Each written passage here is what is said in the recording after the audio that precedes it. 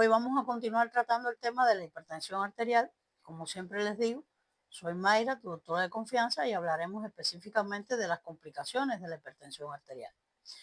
Entre las complicaciones de esta enfermedad se incluyen las que les voy a mencionar a continuación. Hay complicaciones cardíacas. Dentro de las complicaciones cardíacas, aquí se encuentra la denominada cardiopatía hipertensiva, que no es más que la afección cardíaca que sucede como consecuencia de la hipertensión arterial. Sus manifestaciones fundamentales son la hipertrofia ventricular izquierda, la cardiopatía isquémica y la insuficiencia cardíaca. La hipertrofia ventricular izquierda es el aumento del volumen o de la masa del ventrículo izquierdo. Dentro de la cardiopatía hipertensiva se incluyen la angina de pecho y el infarto agudo del miocardio, y la insuficiencia cardíaca, que es la dificultad del corazón para bombear la sangre que a él le llega. La hipertrofia ventricular izquierda, ella solamente es considerada un factor de riesgo independiente desde el punto de vista cardiovascular, porque este solo factor de riesgo favorece las arritmias, favorece la cardiopatía isquémica y favorece la propia insuficiencia cardíaca. De manera que si tenemos en cuenta los exámenes complementarios de los cuales hablamos en el programa anterior, con exámenes como la ecocardiografía, rayos X de tórax, vista, telecardiograma, electrocardiograma, podemos saber si existe hipertrofia del ventrículo izquierdo. Otra de las complicaciones son las complicaciones vasculares. La hipertensión arterial favorece y agrava las manifestaciones de la aterosclerosis. De allí la frecuencia de eventos cerebrovasculares y coronarios.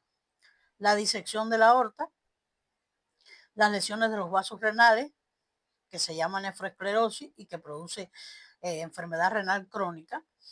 Y entre las complicaciones vasculares se pueden también presentar afecciones de las arterias periféricas que producen úlceras isquémicas, oclusiones arteriales o trombosis arteriales, aneurismas periféricos, sobre todo en las arterias popliteas, las úlceras hipertensivas que se presentan en la cara externa de las piernas y que cuando cura deja una cicatriz de color oscuro o hiperpigmentado.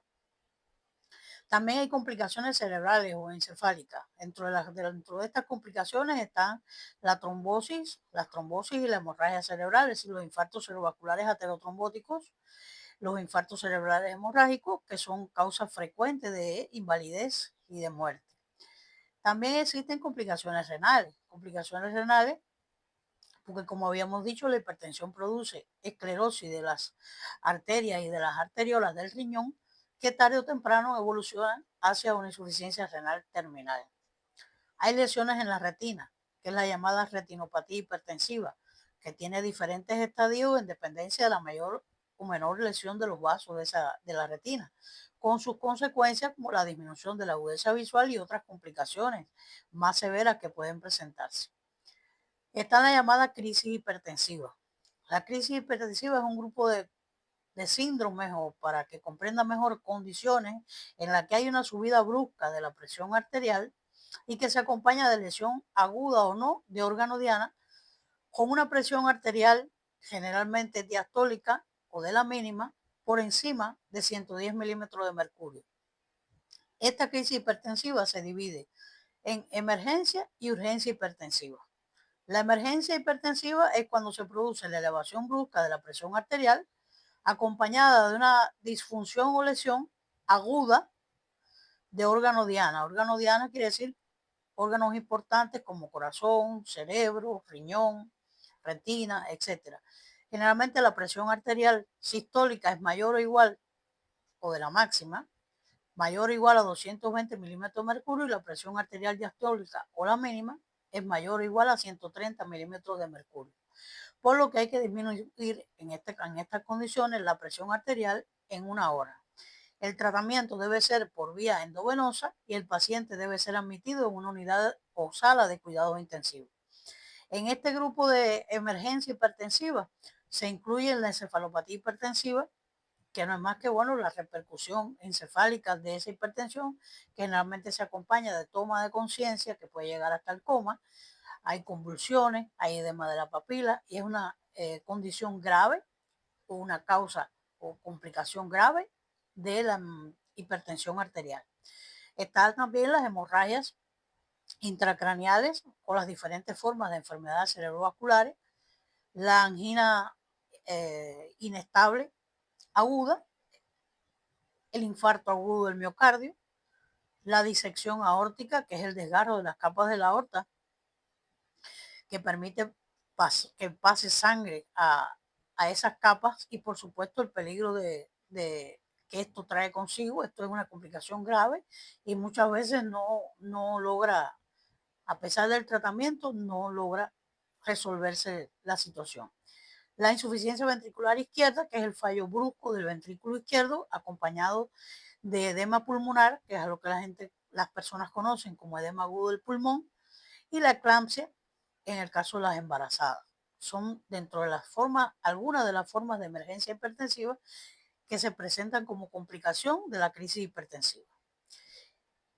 Es decir, recordar de manera resumida que la emergencia hipertensiva hay una elevación brusca de la presión arterial con lesión aguda de órgano diana, donde el médico tiene 1 hora aproximadamente para tratar al enfermo y regular la presión arterial media para evitar mayor lesión a órgano diana y recuperación del paciente.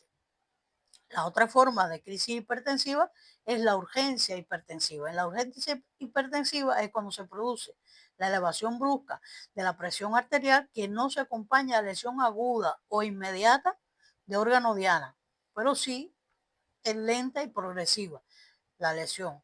La presión debe reducirse, tiene 24 horas para el médico controlar su presión arterial. El tratamiento puede realizarse por vía oral y en la mayoría de los casos la urgencia hipertensiva se produce por el no cumplimiento del tratamiento habitual de los pacientes o por irregularidades en el tratamiento. Muchas veces solamente con el control o la regulación del tratamiento que el paciente debía estar llevando y no lleva, se resuelve la situación. Hay 24 horas para tratarla y el tratamiento es por vía oral.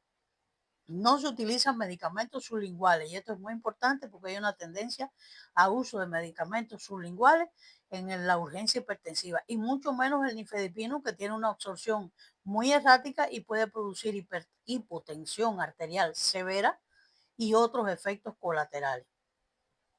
Es muy importante la forma de manejo para el personal de la salud de la emergencia y de la urgencia hipertensiva, puesto que lo más importante de todo es que el galeno sea capaz de diferenciar si existe o de conocer a través del examen físico y la sintomatología que el enfermo presenta, si realmente se trata de una urgencia o de una emergencia hipertensiva.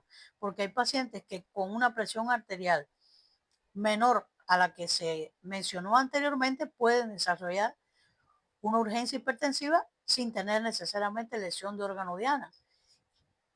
Por eso que es importante el examen físico, porque el paciente puede ser egresado o enviado a su hogar, mientras que el paciente con una emergencia hipertensiva requiere una sala de cuidados intensivos o de cuidados de atención al grave.